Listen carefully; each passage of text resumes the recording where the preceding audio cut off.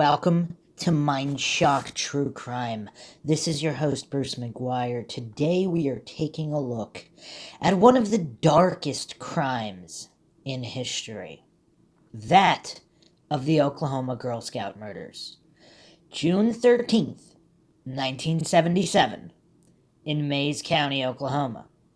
And this is quite an infamous case. Some people actually point to this case as being one of the cases that was the pivot of the loss of innocence in America. Back in the 70s, people went missing, people got killed, but these are children, these are campers in the summer. This is just Americana summer gone as wrong as possible. And I don't know if there really was a high-profile case with children being killed at a summer camp in this fashion at that time. It was just unfathomable. And we will be attempting to dissect this case and see if they got the right guy, because there's a lot of funny business in this case in terms of possible police corruption. A lot of these cases that just have not been definitively solved, there is a pattern that there's some kind of police corruption involved, even if it's just one guy protecting somebody. Again, this does not mean the entire department is corrupt. This does not mean that 99% of all people involved aren't good people with integrity. But there's just one or two individuals who just cause problems in preventing these cases from being solved. And sometimes this involves patsies. Sometimes it involves patsies who are criminals and who've committed other terrible crimes, so it's kind of easy to pin on them. However, that's not true justice, of course, especially when the guilty party is still out there. All right, so there's a lot of moving pieces in this case. It's troublesome. It's a troublesome case. I've been looking into it for quite some time, and obviously due diligence is critical whenever you're examining a case that's simply not simple. This isn't just somebody broke into somebody's house and killed somebody. There's a lot of individuals involved here. There's a lot of testimonies.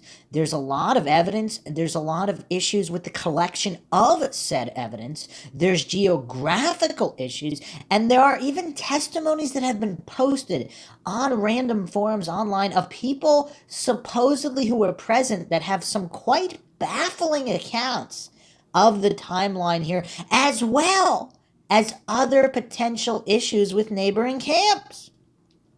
This really is as far from simple as a case as one can imagine.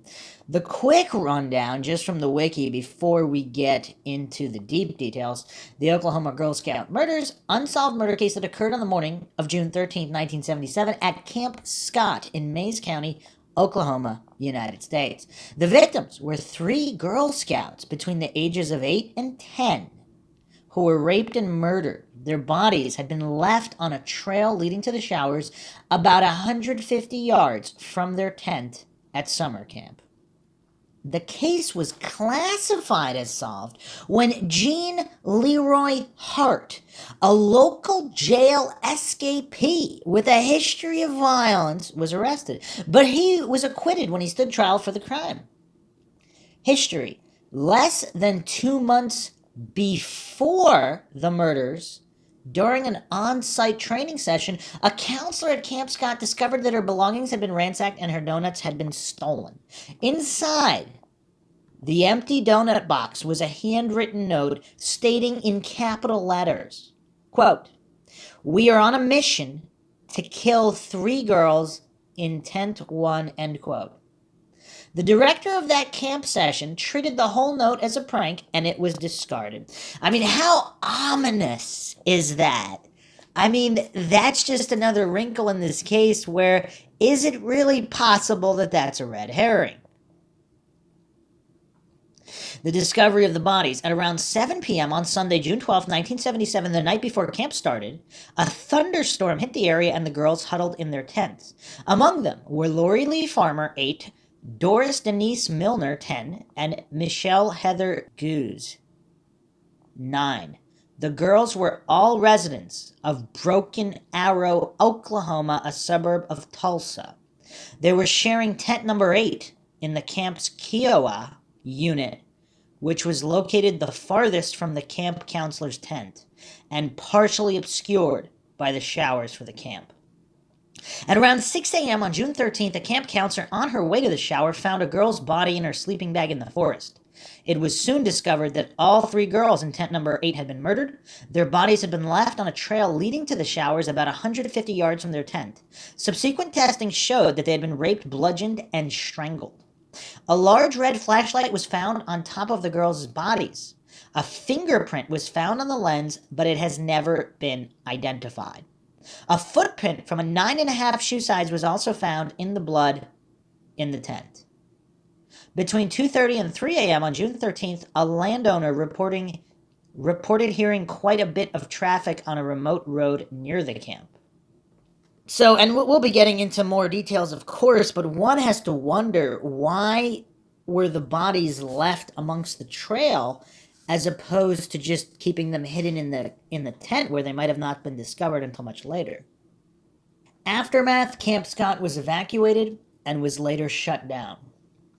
I mean, how do you keep operating after something like that? I don't know.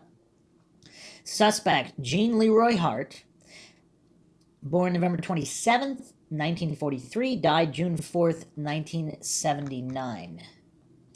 Had been at large since 1973 after escaping from the Mays County Jail. He had been convicted of kidnapping and raping 2 pregnant women. I mean, how dark of a case is this? I mean, even if this guy's not related to this case, I mean, this guy raping not 1, but 2 pregnant women, as well as 4 counts of first-degree burglary. Raised about a mile from Camp Scott, Hart, a member of the Cherokee Nation, was arrested within a year at the home of a Cherokee medicine man. He was represented by Garvin A. Isaacs, a local Oklahoma attorney. He was tried in March 1979, although the local sheriff pronounced himself 1,000% certain that Hart was guilty. A local jury acquitted him. As a convicted rapist and jail escapee, Hart still had 305 years of his 308-year sentence left to serve in the Oklahoma State Penitentiary. I mean, finally, we have some sentences that might reflect what is deserved from raping 2 pregnant women, but... On June 4th, 1979, Hart collapsed and died of a heart attack at the age of 35. Now, okay, all right. Are we getting going with the coincidence stack? See, if Hart died of a heart attack at some old age, okay, that's not surprising. A lot of people die of heart attacks. But this guy named Mr. Hart died of a heart attack at age 35? I mean, that's kind of weird. 2 of the families later sued the Magic Empire Council and its insurer for $5 million alleging negligence. The civil trial included discussion of the threatening note and the fact that tent number 8 was 86 yards from the counselor's tent. In 1985, by a 9-3 vote, jurors decided in favor of Magic Empire. Wow. I mean, that's unbelievable. I mean, I don't know what people necessarily wanted them to do, but is it not a fact that the safety of the children was not insured? Now, if you would say, okay, the tent was right next to the camp counselor's tent, and the counselors were somehow, I don't know, incapacitated, whatever. I mean, you could say that maybe they did everything they could. But as it stands, can people really say they did everything they could to ensure the safety of those children? DNA testing. In 1989, DNA testing was conducted that showed 3 of the 5 probes matched Hart's DNA. Statistically, DNA from 1 in 7,700 Native Americans would obtain these results. In 2008, authorities conducted new DNA testing on the stains found on the pillowcase, the results of which proved inconclusive because the samples were too deteriorated to obtain a DNA profile. In 2017, $30,000 in donations were raised by the sheriff in order to do new DNA tests using the latest advances in testing. Legacy: Richard Goose the father of one of the three victims, went on to help the state legislature pass the Oklahoma Victims Bill of Rights. He also helped found the Oklahoma Crime Victims Compensation Board. Another parent, Sherry Farmer, founded the Oklahoma chapter of Parents of Murdered Children, a support group. And it's so sad that this is even that there's even more than one. I mean, it's just, yeah, I mean, that's the nature of true crime. I mean, humans just are not always so nice, and some of them just sink to new depths with these attacks on children. I mean, it's just, and pregnant women. I mean, this is, wow. I mean, this is just dark all across the board here. But obviously, they deserve justice, and it seems like they did not get it. So here's the problem with the original DNA testing. I don't know how specific I'm going to get, but let's say the deteriorated sample didn't appear as deteriorated, and so the DNA shows that it's 1 in 7,700 Native Americans would match that DNA. So here's the problem. How accurate was even the initial test? Because what if that's not true? I mean, we've seen this in other cases where people have been convicted on DNA matches, even more damning than this 1 in 7,700, and it turned out that it wasn't them because the DNA test was faulty. Now, on paper, the parameters state 1 in 7,700. How do we know that that's actually true, though? And that's a problem. The cult of scientism has everybody kind of hoodwinked into stating, oh, well, if it was stated, it has to be true. Those people definitely know what they're talking about when all these fallible DNA tests put so many innocent people in prison in the first place, and then the new generation of DNA tech comes out, and all of a sudden it's, oh, actually the previous generation wasn't that accurate. But this one's definitely magically accurate, and then it just repeats again. The next generation went even better DNA, and why would that stop? It's weird. The cult of scientism, this blind faith in worshiping human authorities who they're always susceptible to fallibility. We have to keep that in mind. This is why so many cases are unsolved. This is why so many innocent people are in prison. And this is why there's so many problems in the world in general, just the cult of authority worship and not understanding that humans are fallible. And fallible human technology is fallible, derived from fallible humans. I mean, the lessons of the ancient Greeks regarding hubris, I mean, they are not really heeded that often. And again, that's why there are so many problems.